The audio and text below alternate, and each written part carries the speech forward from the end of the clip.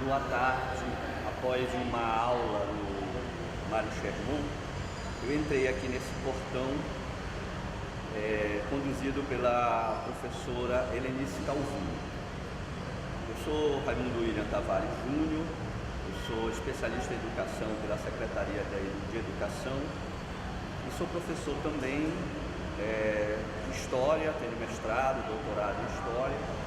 Estou aqui para compor, junto com colegas meus, um pouco da história do IEP através de depoimentos de memórias. Como eu falava há pouco, em 82 eu entrei aqui com a professora Helenice Calvino. Ao entrar no IEP, fervilhava de alunos. Esse lado esquerdo aqui, ele tinha uma divisória e era a sala dos professores. Eu não me lembro se a entrada dos alunos era por aqui, acredito que sim. A entrada dos alunos e dos visitantes era por aqui e dos professores era este portão. Então aqui era uma mesa ou um conjunto de mesa em que ficava de 40 a 50 professores, pelo menos é essa a memória que eu tenho. Desse lado aqui à direita ficava a vice-direção e foi aqui a coordenadoria pedagógica. Na época era a Saboia, que era a coordenadora, e a professora Ogilva Nise era a vice, e que era também colega da Helenice, que me trouxe aqui, no Moderno.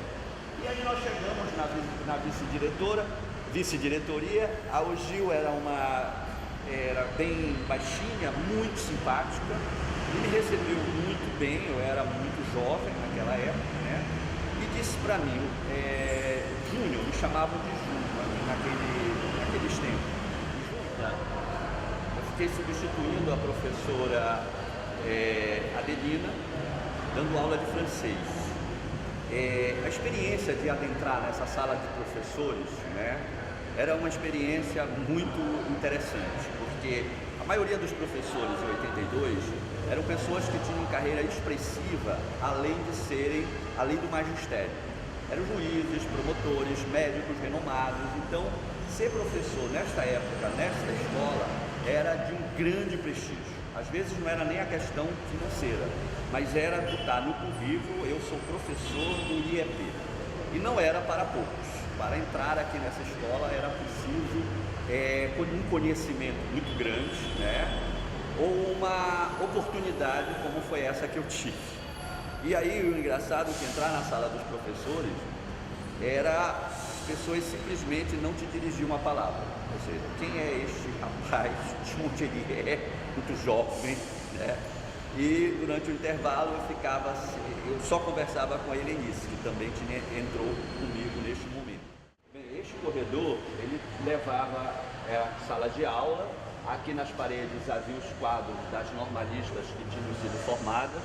A minha mãe lembra de ter encontrado o retrato da minha avó. E ao final do corredor à esquerda, você dava a diretoria, chegava até a diretoria. Pelo menos na minha época a diretoria funcionava lá. E aqui, onde hoje é a sala do laboratório do Cefor, era a secretaria. Havia como é que a gente chama? Balcão. Um balcão de madeira, de vidro, E aqui o aluno, o professor, enfim, a pessoa ficava em contato com o funcionário através dessa separação do vidro. Eu lembro de uma funcionária que era a irmã da Ermelinda, Te lembras que ela andava de cadeira de roda, com cadeira de roda, era Cotinha. a Cota. Ela era secretária. Ela foi secretária durante muito tempo, uma figura assim, muito querida, por todos os sujeitos aqui que viviam naquela época.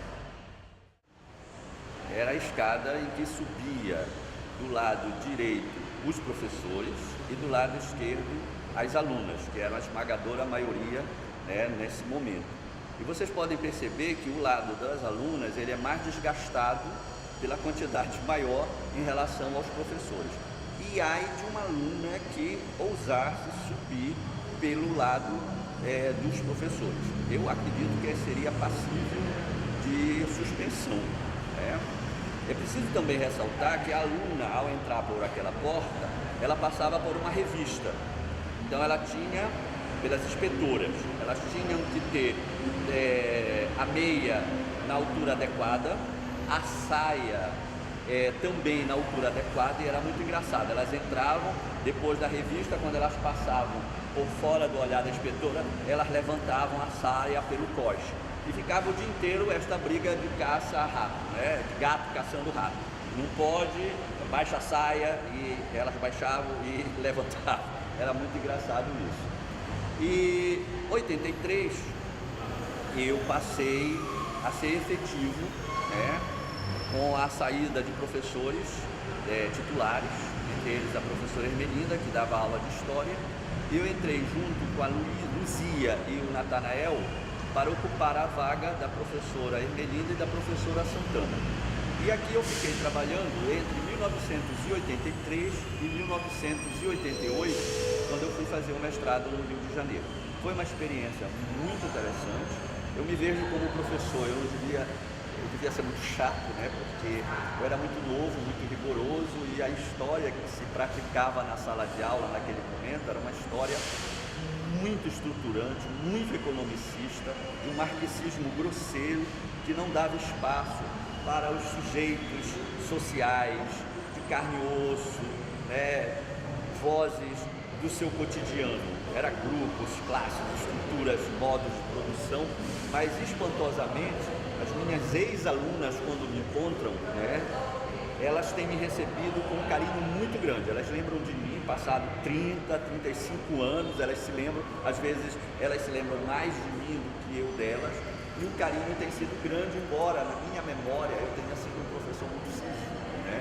Eu talvez não fosse mais, se voltasse o tempo, eu acho que eu riria mais, eu relaxaria mais, eu acho que eu seria mais afetuoso, mas talvez fosse você muito jovem, muito magrinho, então, para não haver a confusão de ser quase parecido, né, pela idade com elas, né, então aquela coisa do respeito fazia com que eu provocasse, às vezes, um grande distanciamento, né.